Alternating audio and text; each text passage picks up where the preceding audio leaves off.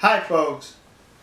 Between the nation of South Korea and Japan, there's an issue that's an irritant to both countries, and it's the comfort woman issue, where the Koreans are claiming that during and before the Second World War, the Japanese forced over 200,000 Korean women into prostitution, making them sexual slaves, calling them comfort women.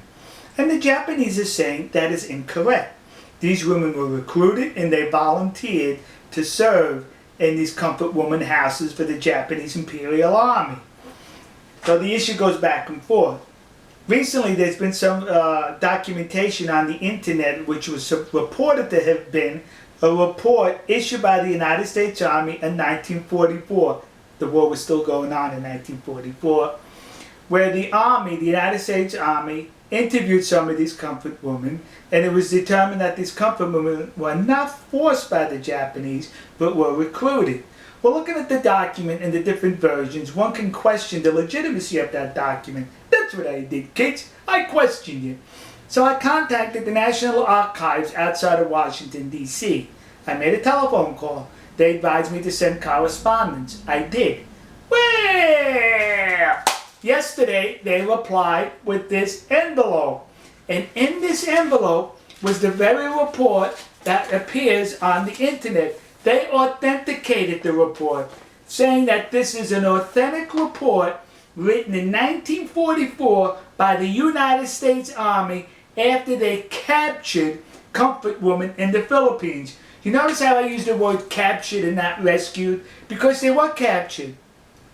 These comfort women were fleeing the advancing American military. They were fleeing with the Japanese. Right behind the Japanese soldiers were these comfort women. They got separated. And when they got separated, they got disoriented and lost, and that's when they were captured and interviewed by the United States Army. Now remember, 1944, there was a war going on, kids, and the Japanese as well as the Americans used anything to their advantage for propaganda purposes. So now the Americans captured these comfort women, these prostitutes who worked in concubines for the Japanese army, and it would have been easy for the American army to say, they were forced into prostitution. You see how nasty the Japanese are? But no, they could not say that because it would have been a lie. So the American army in this report reported the truth that these women volunteered, they were recruited, and the Japanese army did not terrorize the Korean peninsula by extracting 200,000 women at force. If there was 200,000 comfort women, they were recruited and they were well paid for their services. But what's interesting about this report is, it mentions in this report that these women were not pretty by Japanese or Caucasian standards. They weren't pretty. In other words, the United States Army is saying these women were ugly. That's it, kids. You know, next to the Yasukuni Shrine in Tokyo, there's a war museum. And when you go through the museum, it takes you all the way through Japan's military history, I think from pre-samurai, samurai, Edo, up into World War II. But you know what I did not notice as far as military equipment that I'm sure the Japanese Imperial Army was issued?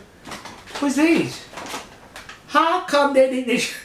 They should have issued them 2 of these. Yeah, because I bet those women were so ugly they were 2 baggers. 1 bag you put over the comfort woman, and 1 bag over the Japanese soldier. So in case the comfort woman's bag fell off, you still had your bag on your head.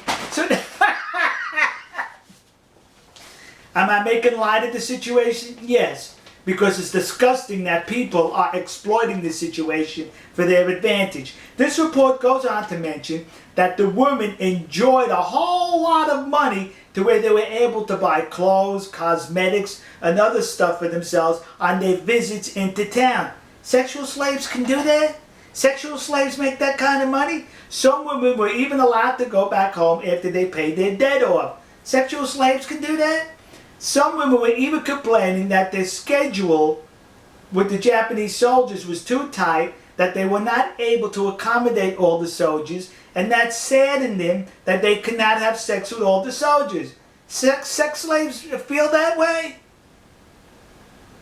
The report also goes on to mention that these comfort women engaged in sports with the Japanese soldiers. They went on picnics. They went to entertainment. They went to parties with these Japanese soldiers. Sex slaves do that?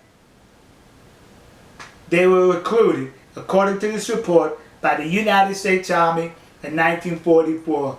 So the discussions ended right here. We got proof that they were being recruited and were recruited. Now listen to me.